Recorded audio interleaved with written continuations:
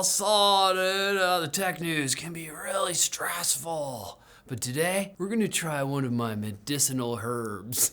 It'll expand your mind real wide, man. Okay?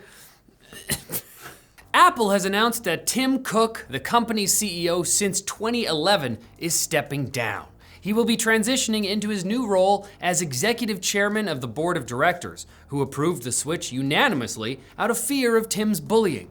Buy all of your moms an iPhone. Please, Tim, she already has one. Buy her another one.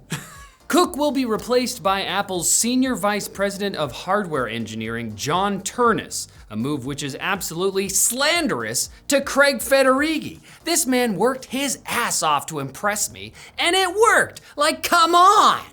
That's CEO material. He even had a cool voice too for impressions. iOS 18 is a big release. I start every morning with a blood latte made from my enemy's remains. What does Turnus sound like? We are thrilled to introduce the impossibly thin iPhone Air. He sounds like the guy from Parks and Rec that was written off after season 1 because he was too boring. Tim published a letter, okay, where he says this Turnus guy is so great, but he would say that. Oh well, I mean, at least Johnny Shruji was named Apple's chief hardware officer. Finally, you deserved it, Shruji! That is such a classic Shruji move. Shruji's my boy.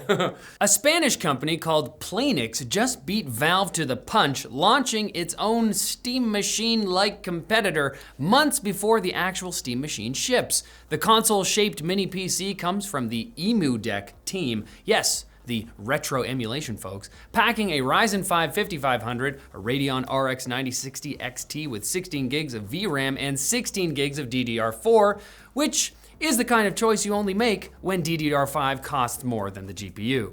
Playnix OS, a custom Arch Linux build, handles couch gaming and controller-first navigation, all wrapped in a 3D printed shell that looks like what would happen if an Xbox Series S and a record player had a baby. Anything's possible. The starting price is 1,140 euros, which feels kind of steep for a machine preemptively dunking on a product that doesn't exist, especially since Valve still hasn't confirmed complete specs or pricing for the actual Steam machine. Still, if you can't wait for the Gabe Cube, Playnix will happily sell you a Gabe-less rectangle to fill the void. Brave just unveiled Brave Origin, a minimalist new version of its browser that strips out everything except the ad blocking and anti-tracking features. Finally, a piece of software that respects my commitment to getting less for my money. Evidently, Brave users had been complaining about the bloat of the additional features, like the crypto wallet, the VPN, and Leo AI, going so far as to strip them out themselves manually. According to Brave, the additional features exist in the free version to help fund the app's development, but they also sit in opposition to Brave's privacy-first ethos. And apparently that's a problem for some people. While on paper, this looks like a weird product move that whiffs of inshtification, Brave says that they're just giving users two paths. Keep using the free browser, or pay $60 to support the company and get the stripped down Origin build.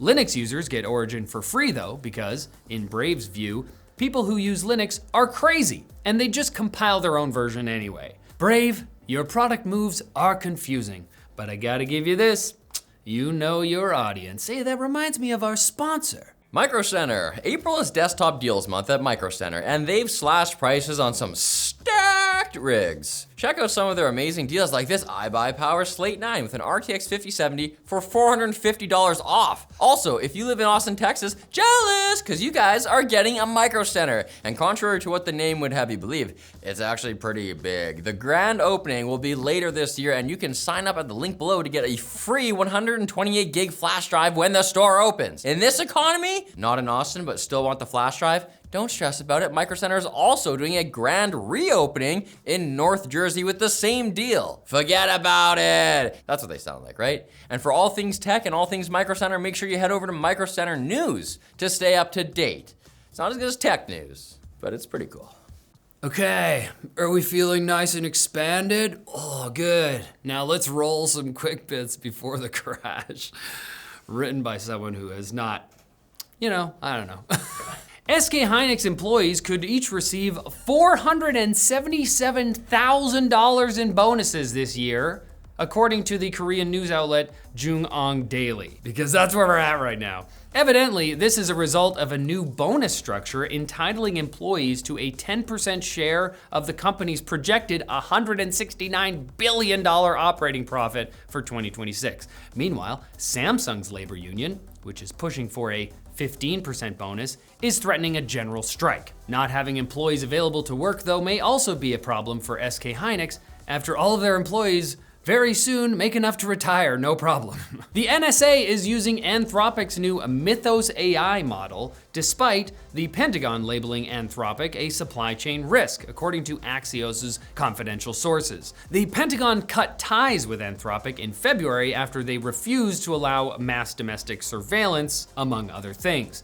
Honestly, this all tracks. Based on what I know about spies from falling asleep halfway through Tomorrow Never Dies, nothing makes them want something more than being told they can't have it. And that's James Bond's fundamental flaw. Steam is now running on the original Nintendo Switch, thanks to the latest Proton beta, which quietly added ARM64 support ahead of the release of Valve's upcoming Steam Frame headset, which will run on an ARM processor. Blue Sky modder AA Gaming got the client booting on a jailbroken Switch running Ubuntu using a translation layer called FEX to burn x86 instructions into something ARM can actually use. Now there's only one small catch.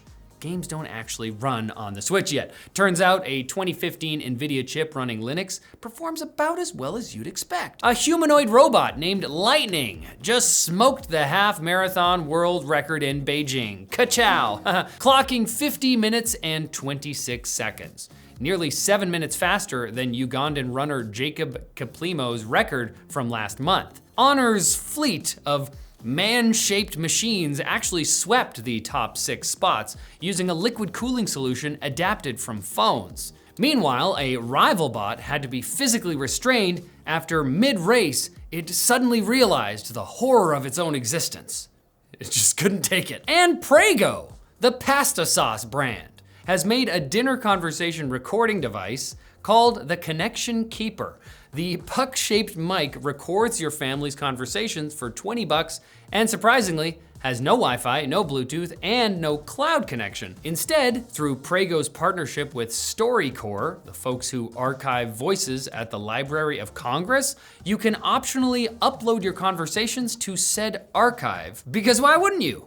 You gotta archive that rigatoni recipe you told Mark about last night. That's a keeper. Just like I'll make you rigatoni if you come back on Wednesday for more tech news. That is not a promise though. Somebody else wrote that line. Dude, I think I just did a whole tech news show. Ah, dude, did you remember to hit record? Someone check the tape, man. See you later.